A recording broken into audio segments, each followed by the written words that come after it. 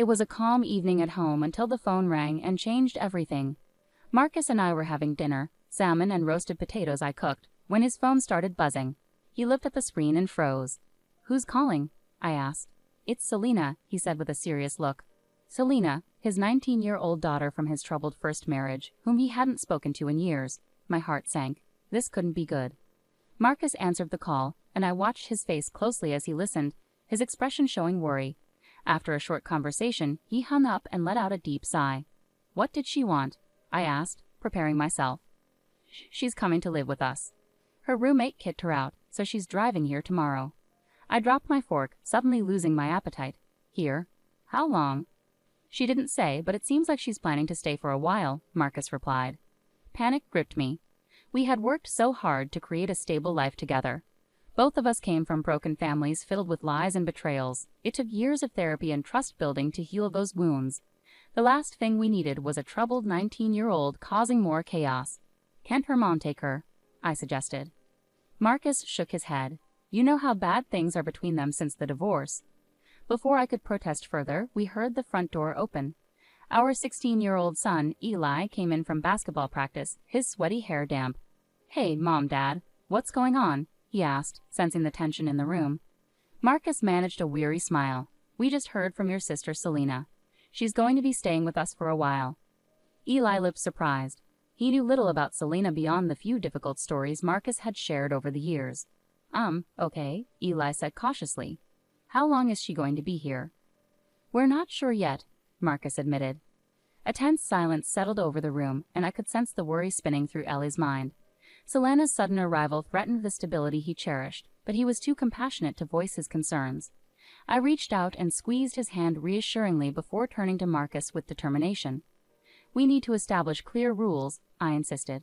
"No taking advantage or expecting a free ride. If she stays here, she has to find a job and contribute." Marcus agreed. "You're right. I'll make sure she understands that when she gets here." As we tidied up after dinner, I couldn't shake the feeling that Selena's return wouldn't bring anything positive. The past has a way of resurfacing, no matter how tightly you try to seal it away.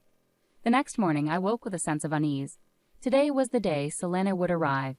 Marcus had prepared the small guest room for her, though I doubted she'd be pleased with the cramped space.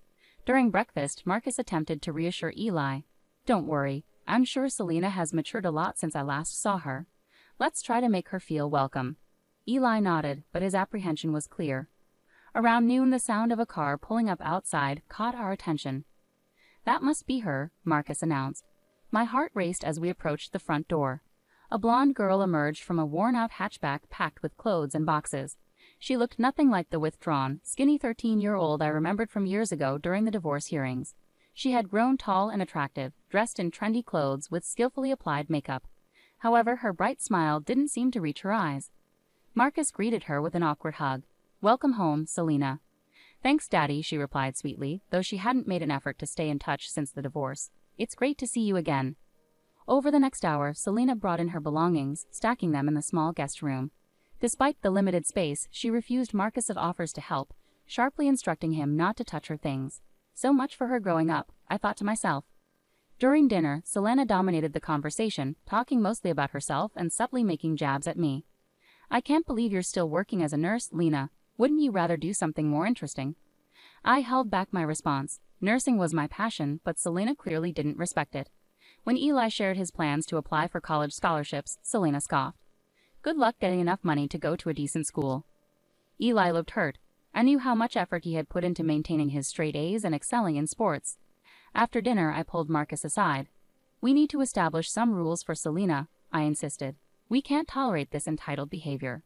He sighed. "You're right. I'll talk to her." But in the following days, nothing changed. Selena continued to behave disrespectfully, refusing to find a job or help with anything around the house. My patience wore thin. Then came the breaking point. One evening after work, I returned home to find Selena gone and Eli sitting alone, looking pale. "What's wrong?" I asked him. My heart sank as Eli revealed what had happened. Selena had stolen his laptop and emptied his money jar, which held over $500 he had saved from his job. Eli looked devastated. Anger surged through me. That money represented years of Eli's hard work and dedication. When Selena finally returned, I confronted her. "Give back Eli's money and his laptop right now," I demanded. She smirked dismissively. "For what? You'll kick me out." I wanted to react impulsively, but I knew violence wouldn't solve anything. Selena's toxic behavior was tearing apart our family, and I knew I had to protect us, even if it meant making a difficult decision about Marcus's daughter. Right then, I resolved that Selena had to leave. When Marcus arrived home, I wasted no time in telling him what Selena had done. She stole from her own brother after we welcomed her into our home. "I want her out, Marcus. Today," I insisted firmly. Marcus looked torn. "I know Selena's actions are unacceptable, but she's still my daughter. If we kick her out now, she'll have nowhere to go. So we just let her keep taking advantage of us," I exclaimed. "She's manipulating you, Marcus. Can't you see that?" "Please give me a little more time to talk to her," Marcus pleaded. "I believe with some clear boundaries, Selena can change." I sighed in frustration. Marcus's paternal instincts were clouding his judgment about Selena's behavior, but I knew I had to handle this delicately to avoid straining our marriage. "Okay," I relented. 1 week. If Selena's behavior doesn't show significant improvement by then, she has to leave." Marcus reluctantly agreed to give Selena more time, hoping against hope that she would change. But my hopes were quickly dashed as Selena's behavior spiraled out of control over the next few days. She stayed out all night partying, slept until noon, and even helped herself to my jewelry, dismissing my demands for her to find a job with arrogant remarks about living rent-free. Things reached a breaking point one evening when I found her smoking on the couch. When I confronted her, she brazenly blew smoke in my face and defied me, claiming I had no authority over her. I felt sickened by Selena's manipulative behavior. She knew exactly how to push my buttons while putting on a sweet act for Marcus. But the final straw came when I received a call from my credit card company about a suspicious $2,000 charge at a luxury store in Leh. It was clear Selena had used my card without permission, racking up more debt in a week than Eli and I spent on groceries in a month. When Marcus returned home, I couldn't contain my rage any longer. "Your daughter is tearing us apart. I want her out of this house tonight," I demanded, trembling with anger. Marcus looked worn down. "You're right. I wanted to believe Selena could change, but she's completely out of control. It's either her or me, Marcus," I stated firmly. "Choose carefully." He pulled me into a comforting hug. "You and Eli will always come first. I just hope we can get through this without tearing our family apart." We gathered with Selena, and Marcus firmly told her she had to leave immediately. She exploded in anger, hurling insults and accusations. I remained quiet, letting Marcus handle his distraught daughter. When Selena stormed off to pack, Marcus slumped in defeat. "I'm so sorry I brought this chaos into our home," he lamented. "You and Eli mean everything to me. No matter how long it takes, we'll heal from Selena's influence." I squeezed his hand, finding solace in his resolve. With unity, we would overcome this trial. Selena's destructive behavior wouldn't break our family. The weeks following Selena's departure were tense. Marcus attempted to reach out to her multiple times, but she refused to respond. I knew he wrestled with guilt, blaming himself for her actions. I reassured him we had made the right decision. Selena had wreaked havoc like a tornado. We changed the locks and dealt with the fallout from my stolen credit card, thankfully resolved with the bank's support in reversing the fraudulent charges. Gradually, our lives returned to normalcy. My heart sank as I opened the letter, shattering the fragile peace we had started to rebuild. It was from a bank I didn't recognize, thanking me for opening a new credit account. Panic set in as I read through the attached paperwork. Someone had fraudulently applied for a $155,000 personal loan in my name, forging my signature. Money that had already been deposited into an unknown account. The implications were staggering. This amount of debt could devastate our family, and there was only one person I suspected could do such a thing. When Marcus returned home, I thrust the letter into his hands. "Your daughter is trying to ruin us. We need to call the police right away." His eyes widened in shock as he scanned the letter. My God, I knew Selena had issues, but identity theft? He sank into a chair, burying his face in his hands. "This is all my fault. I failed her as a father." My anger towards Selena began to soften as I saw how deeply Marcus was affected by her betrayal. Sitting beside him, I placed a hand on his shoulder. "You did everything you could for her in such difficult circumstances. Some people just refuse to change. Now we have to focus on protecting ourselves and Eli. Will you call the police to report the fraud?" Marcus sighed heavily but nodded. "You're right. I need to do the responsible thing, no matter how painful." We spent an agonizing hour on the phone with the police and the bank, filing reports about Selena's crime. It was surreal to think that the sweet girl I had seen in Marcus's wedding photos could turn into such a heartless criminal. The bank investigator informed us that the loan had been taken out locally, suggesting Selena was still nearby. The thought sent chills down my spine. That night, as we lay in bed, I turned to Marcus. "We'll work with the bank to invalidate that loan. They believe we're the victims in this. I hope you're right, Marcus murmured, his voice heavy with worry, because if not, this could ruin us financially. We might even lose the house. The unspoken fear hung thick between us. Selena wasn't satisfied with just tarnishing her father's trust. She seemed determined to dismantle our entire family, no matter the cost. As I finally drifted off to sleep, I repeated a silent mantra. Selena's schemes couldn't touch us, no matter how hard she tried. Goodness and truth would prevail, but beneath the surface a cold anger simmered. If Selena continued to threaten my loved ones, I was prepared to do whatever it took to stop her. In the following weeks there was no word from Selena. The bank's investigation into the fraudulent loan bought us some time before any debts were due. Police attempts to locate her proved fruitless. Selena had vanished without a trace, leaving Marcus to comb through online records in a desperate search for clues. It was clear she knew how to evade capture, an adept manipulator and elusive figure. Then on a sunny Saturday, our world shifted once more. Marcus was away at a teaching conference for the weekend, so Eli and I decided to catch a movie together. But upon returning home, a sense of dread washed over me immediately. The front door stood open. Heart pounding, I hurried inside, Eli right beside me. Wait in the hall, I instructed Eli firmly. If Selena was inside, I wanted to shield him from any danger. Moving cautiously, I entered the dimly lit rooms. At first glance, nothing appeared out of place.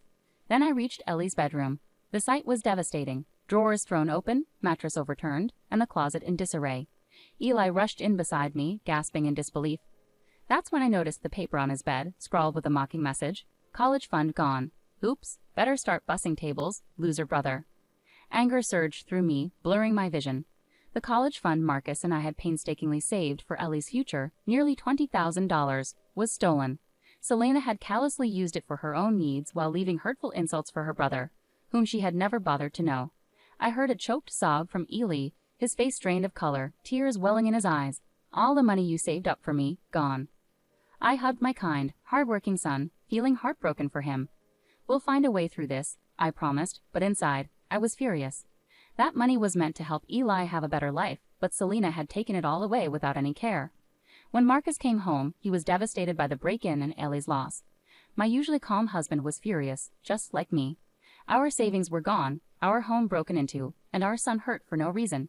It was too much. Selena needed to face consequences before she hurt more innocent people. The next evening, ignoring Marcus's warnings, I drove to the old motel where people said Selena was staying. I found her beat-up car parked outside. I knocked on her door until she opened it, smirking when she saw me. Well, if it isn't St. Lena, here to lecture me about morals.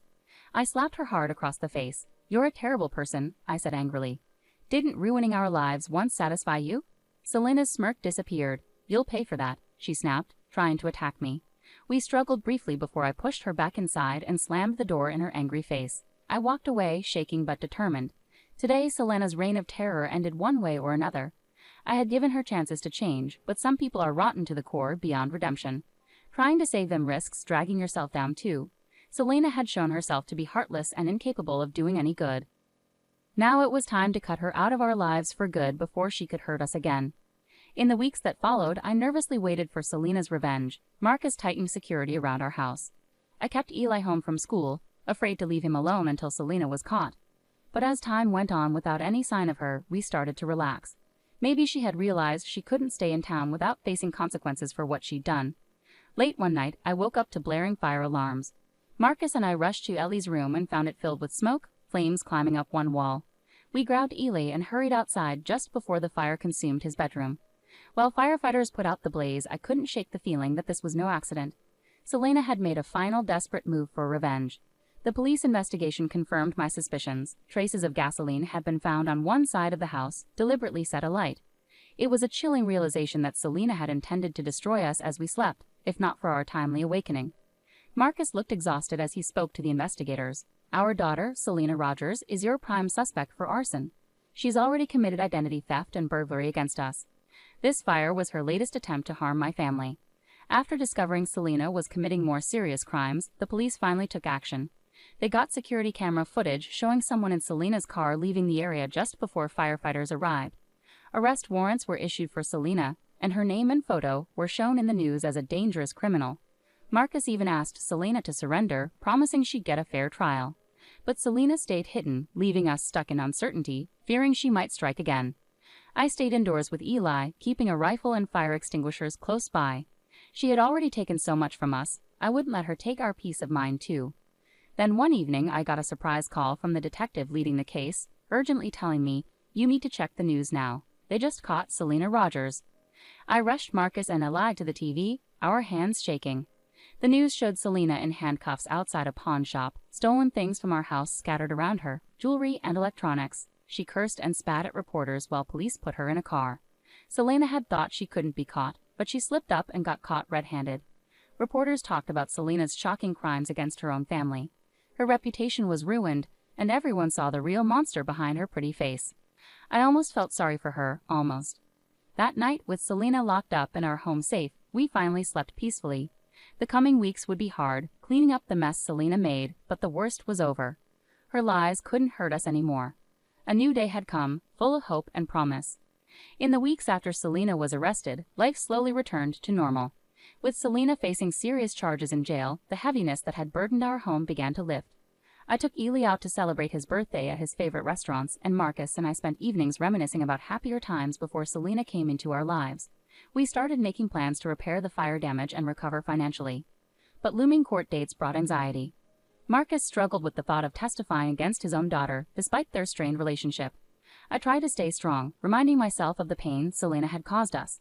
Then came shocking news. Selena had been involved in a violent fight with another inmate in jail and had died as a result.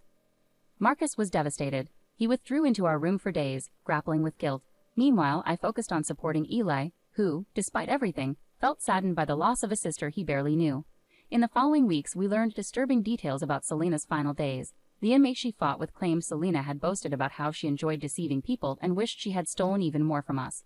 Hearing Selena's callous words only hardened my resolve. She had shown no remorse for the pain she caused. In the end, her own greed and aggression had led to her downfall. With Selena no longer around, her case quickly fell apart. The bank canceled her fake loan applications, lifting that heavy debt off our shoulders. The police recovered some of our stolen money from her places. Meanwhile, our community rallied behind us once Selena's crimes came to light, offering sympathy and raising funds to help Eli with his college tuition. Their kindness overwhelmed me. After being trapped in Selena's lies and isolation, the support of true friends felt like escaping a nightmare.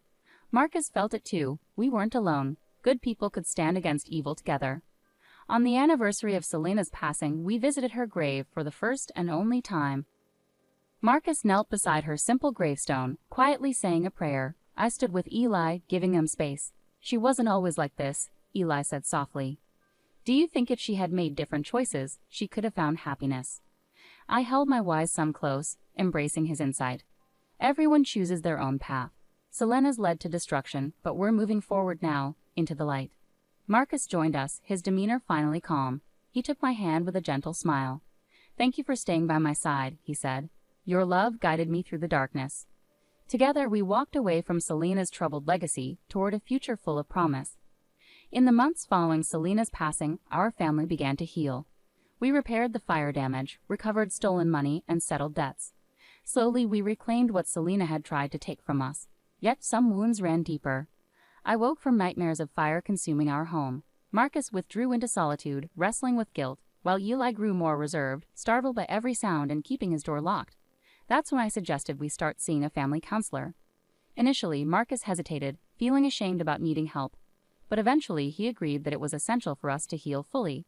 Our counseling sessions became a source of profound release. We discussed feelings of betrayal, violation, and anger.